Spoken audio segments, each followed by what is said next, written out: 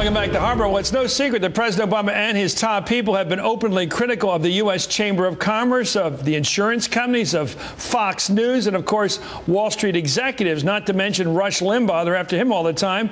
But does calling out opponents mean you're headed towards Nixon-era paranoia and drawing up enemies lists? That's what the Republicans are saying. In fact, one very respected Republican, the senator from Tennessee, Lamar Alexander, thinks it could be exactly what the Democrats are doing. Here he is with Andrea Mitchell of NBC News earlier today. Let's listen up. The presidency is a very valuable institution, and it's diminished when the president brings street fighting and brawling into the White House. I mean, the idea of a president saying, I'm going to call you out if you oppose me, or it's coming very close to adding up all of the people who are against him and turning it into an enemies list. Well, will the strategy that the White House is following of singling out people like Rush Limbaugh, like Fox News, like the U.S. Chamber of Commerce work? Joining me now is Democratic strategist Steve McMahon, who has an interest in full disclosure here, as always, and he's done some work for the Chamber of Commerce.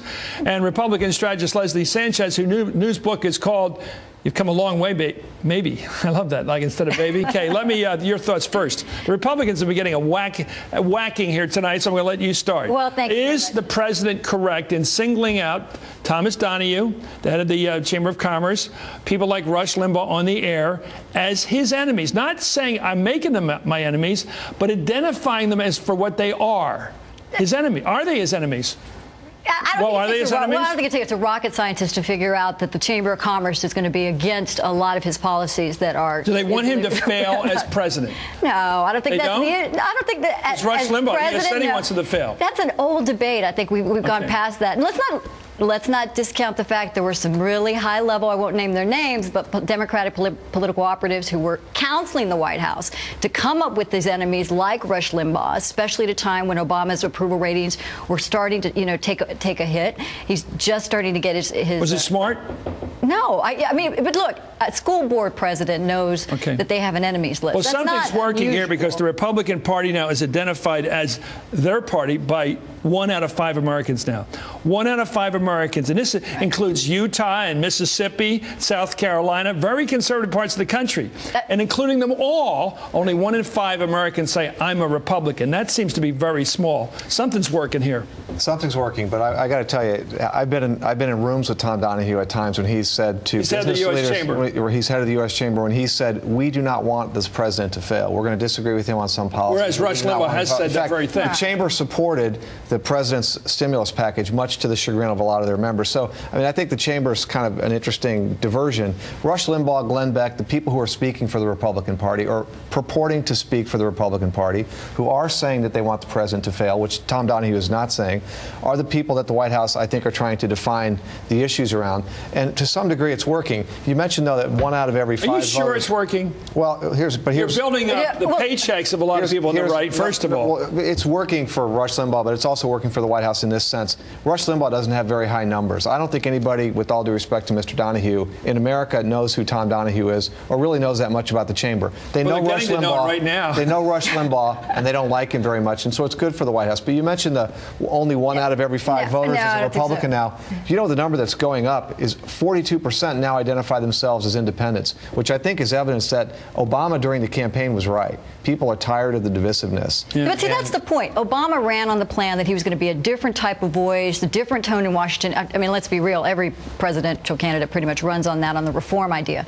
But it's done a couple of things. One, you mentioned it. It's a distraction. Yes, is it a distraction because of this effort? We're not seeing kind of the momentum on health care that maybe the president or the White House wants to see. Maybe they haven't articulated their plan on Afghanistan yet. Who knows? But political operatives, we know this much, are probably behind that messaging. But with respect to independence, what it does do and how it does hurt the Republicans is every time it's looking as if Rush Limbaugh is the voice of the Republican Party. Many independents, moderates, suburban kind of conservatives step away from the party because they don't like that type of rhetoric, that type of messaging. And that's, by the way, is what's working for the White House. John Boehner and Rush Limbaugh and Glenn Beck and the people who are pretty well known and have pretty bad numbers. Let's take a look at John Boehner because he took the shot today. He made the point. Let's listen on this very thing. Let's listen to him.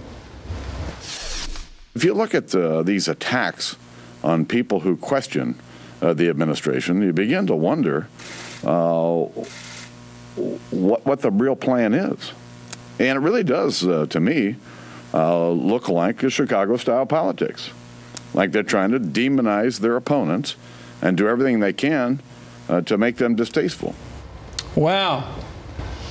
I have a different take on Chicago-style politics. It's not as awful as that. I think they've just been very clever, your party, in acting as if they're the only governing party and pointing a lot of attention, not to John Boehner. They never mentioned his name, or to Mitch McConnell. They never mention their names. They talk all about these noisemakers out there, so that becomes the alternative. What do you think? Is that smart? No, I never think it's... By ignoring the Republican leadership, is that smart? And going after the enemy? The only fraction of support it may have given them is pulling along these independents, kind of having them, pull more in the middle. He's lost a lot of independent support. But I will tell you this much: it's never a good strategy to elevate your enemies in that sense. Look at Lyndon Johnson. Listen to those tapes. He said, I mean, that's not. But he wants to. It seems like he wants to elevate Rush. Johnson said that heads of the three networks were communist. I mean, let's put it in perspective. But he's not elevating Boehner and the elected Republicans. He's not electing that guy. They're going back to a strategy they think worked for them in the spring of identifying radio hosts. It did work for them in the spring. And if you talked about they are acting like they're the only governing party, they are the only party that's offering solutions to the problem.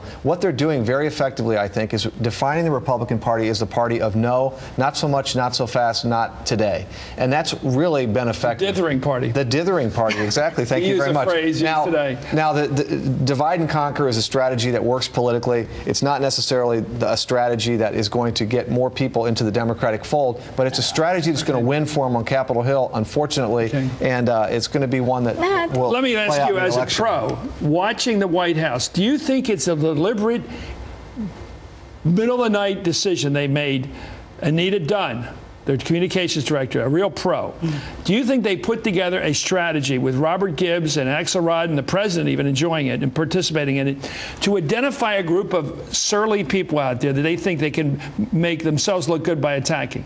Do you think they have this as a deliberate strategy? Well, they were all on the same message point. You can't speak to whether the president was involved in that, but it's definitely political strategy 101. They're identifying that. But why would they elevate the enemies that way? Again, does it point to distraction?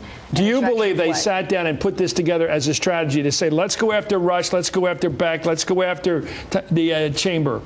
I think it's a strategy. Whether or not it's effective, I don't think, frankly, I think the Rush Limbaugh, Glenn Beck strategy is more effective than attacking trade associations in town for doing their jobs. Frankly, most people in America don't know what trade associations do and don't really care. They do know what Rush Limbaugh represents. They know what Glenn Beck represents. They know what John Boehner represents. And the White House has been very successful making the Republicans the party of no. And they should stay on that tack because it's working for them. Okay, thank you. Last word. No, they did this before. They're doing it again. It's same old tactic. Okay, it's great having you on, Leslie. That's the Congresswoman. There's another. I know. And there's another, Loretta, too. There's Leslie, all else. And we're not related. Leslie Sanchez, thank you for joining us, and thank you, Steve McMahon. You're the Republican. He's the Democrat.